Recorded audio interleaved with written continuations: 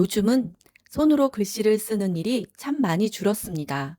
예전에는 중요한 내용을 메모할 때도 직접 종이에 적었고, 편지를 쓸 때도 펜을 잡았습니다.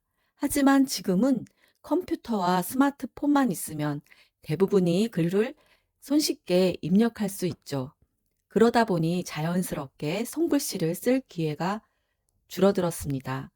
특히 젊은 세대일수록 어릴 때부터 키보드와 스마트폰을 사용하는데 익숙하다 보니 글씨를 쓸 일이 많지 않습니다.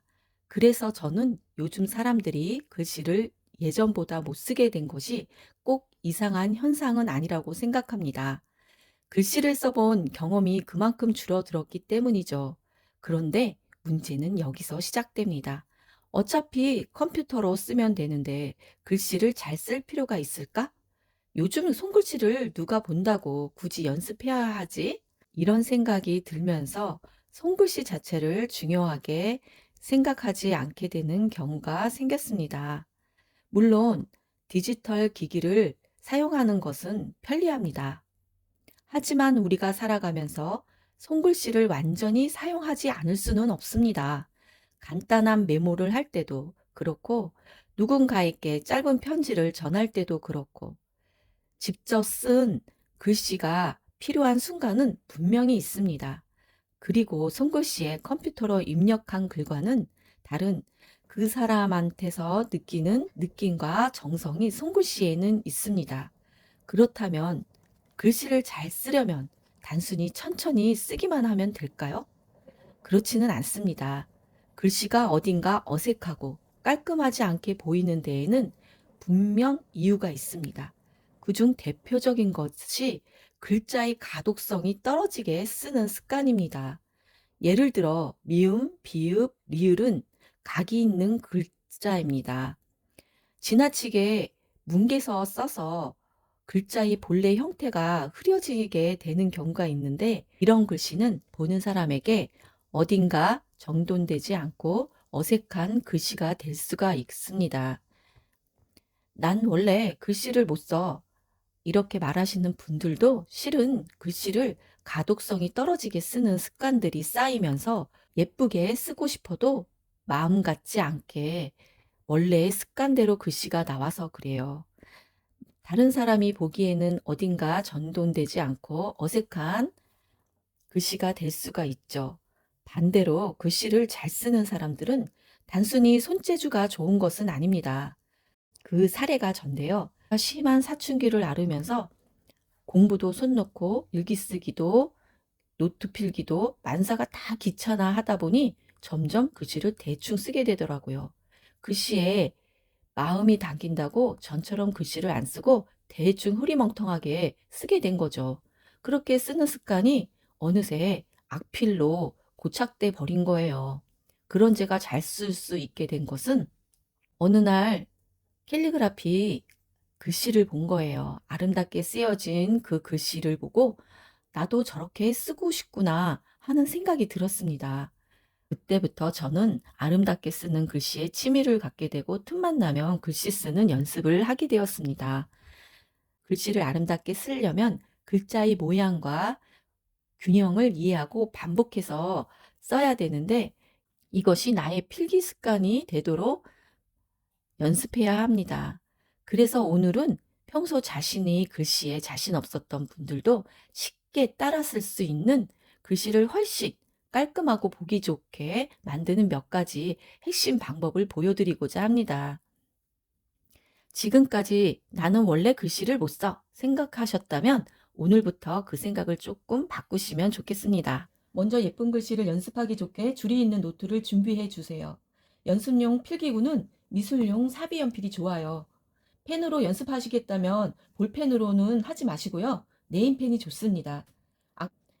악필이신 분들이 글씨를 알아보기 힘들게 흔히 실수하는 자음이 들어간 단어 세 가지를 예로 써볼게요. 먼저 미안을 써보겠습니다. 이 미안을 쓸 때 여기 줄에 맞춰서 써보시는 거예요. 여기 줄이 있으니까 먼저 이렇게 내리고요. 그 다음에 방향을 바꿀 때 이제 천천히 써주시는 거죠. 그리고 이 내리시고요. 그 다음에 이응자, 아, 니은 쓰실 때 저는 약간 이렇게 사선으로 이렇게 해서 씁니다. 이안, 그리고 별밤도 마찬가지로 이 줄에 맞춰서 써주는 거예요.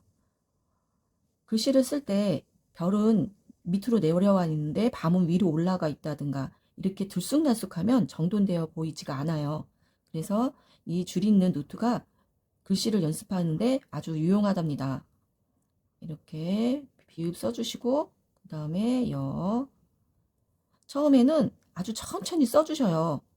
우리 글씨 쓰실 때 글씨가 흐리멍텅해지거나 알아볼 수 없게 쓰시는 분들이 너무 빨리 쓰다가 보니까 글씨를 흐리멍텅하게 알아보지 못하게 쓰는 경우가 많더라고요. 그래서 천천히 써주시는 연습을 처음에 하고 잘 쓰게 되면 빨리 쓸 수 있도록 해주시는 것도 좋습니다. 그리고 펜을 잡을 때 보시면 엄지와 검지가 이렇게 돼서 여기 동그라미가 들어갈 정도로 해서 이렇게 잡아야 되는데 아주 꽉 이렇게 잡거나 아니면은 이렇게 잡으시는 경우가 있어요. 이렇게 잡아야 된다는 것을 알기는 알아도 이렇게 잡거나 이렇게 잡거나 이게 습관이 된 거예요. 그래서 이게 잘 고쳐지지가 않고 하던 대로 이렇게 하게 됩니다. 근데 우리 연습할 때는 이게 힘들더라도 원래의 습관을 고치고 연필을 펜을 이렇게 잡는 거예요. 만약에 이게 글씨가